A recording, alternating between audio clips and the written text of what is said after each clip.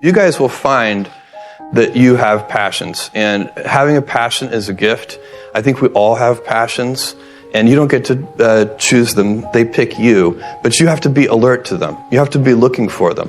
And when you find your passion, it's a fantastic gift for you because it gives you direction, it gives you purpose. You can have a job, or you can have a career, or you can have a calling. And the best thing is to have a calling. And if you find your passion, you'll have that, and all your work won't feel like work to you.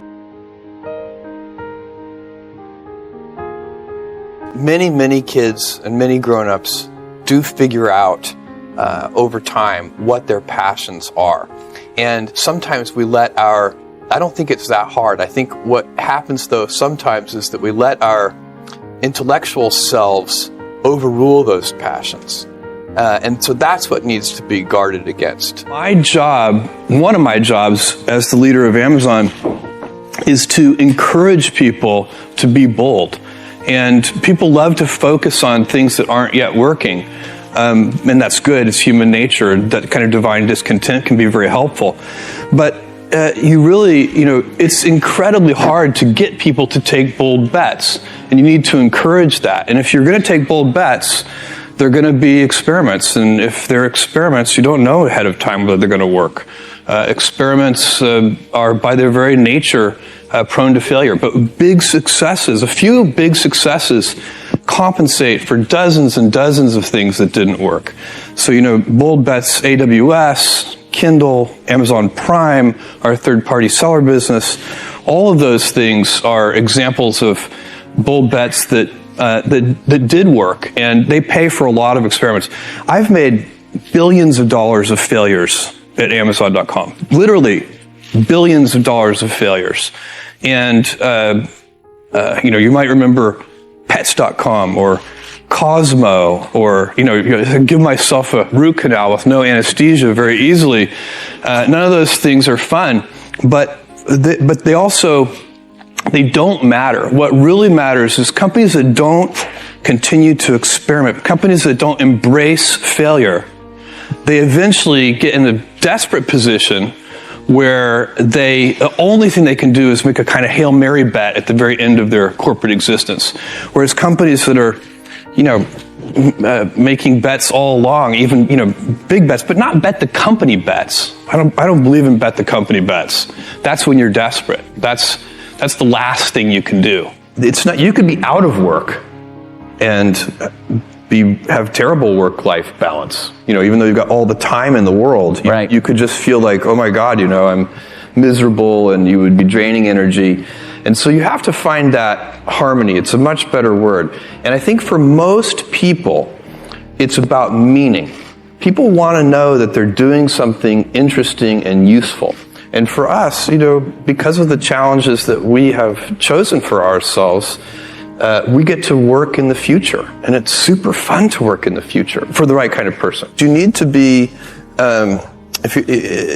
nimble and robust. So you need to be able to take a punch, and you also need to be quick and innovative and doing new things at a high speed. That's the best defense against the future.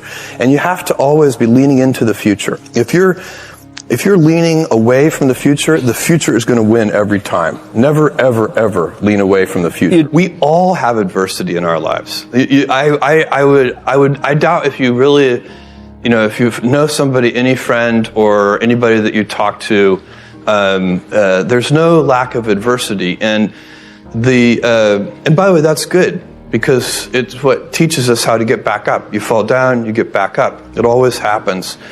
And, you get certain gifts in life, and you want to take advantage of those. But I guess my advice on adversity and success would be to be proud not of your gifts, but of your hard work and your choices.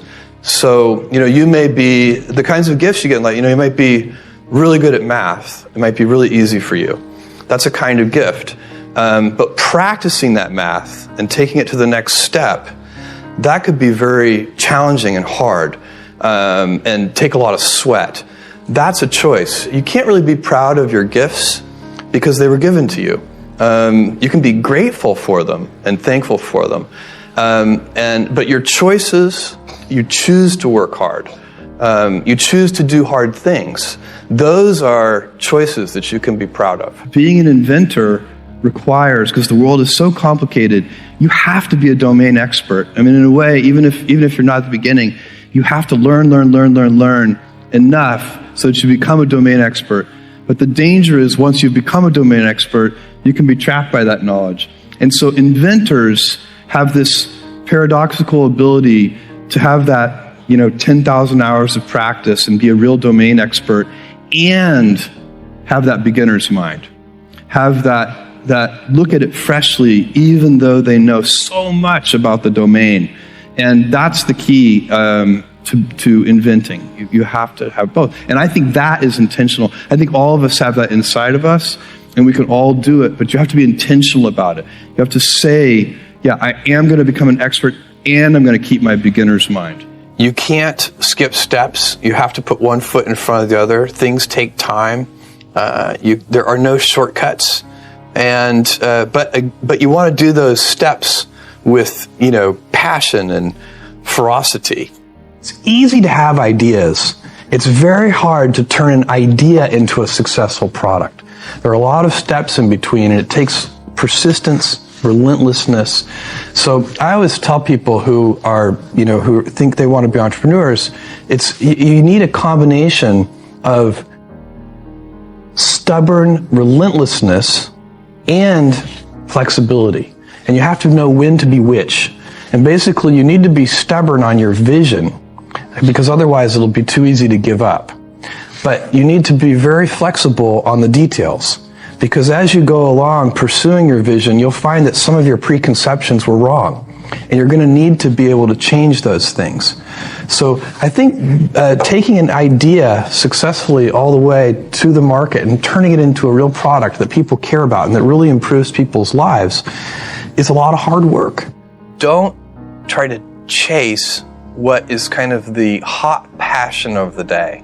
I think we actually saw this. I think you see it all over the place in many different contexts, but I think we saw it in the internet world quite a bit, where at the sort of peak of the sort of internet mania in say 1999, you found people who were very passionate about something. They kind of left that job and decided, I'm going to do something in the internet, because it's it was almost like the 1849 gold rush in a way. I mean, you find that people, if you go back and study the history of the 1849 gold rush, you find that at that time everybody who was within shouting distance of California was, they might have been a doctor, but they quit being a doctor and they started panning for gold. And that almost never works.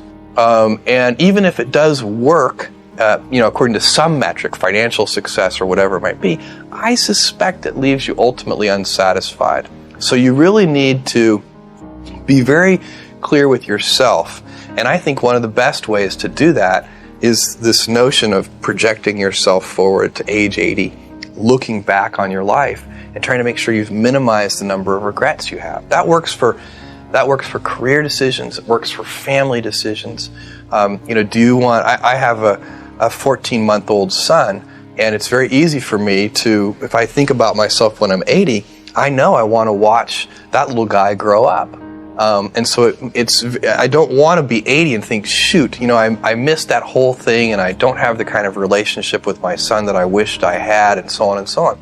So if you think about that, so I guess another thing that I would recommend to people is that they always take a long-term point of view. And I think this is something about which there's a lot of controversy. There's a lot of people, and I'm just not one of them, believe that you should live for the now. I think what you do is you think about the great expanse of time ahead of you and try to make sure that you're planning for that in a way that's going to leave you ultimately satisfied. So this is just this is the way it works for me. And I mean, everybody needs to find that for themselves. So I think there are a lot of paths to satisfaction, and you need to find one that works for you.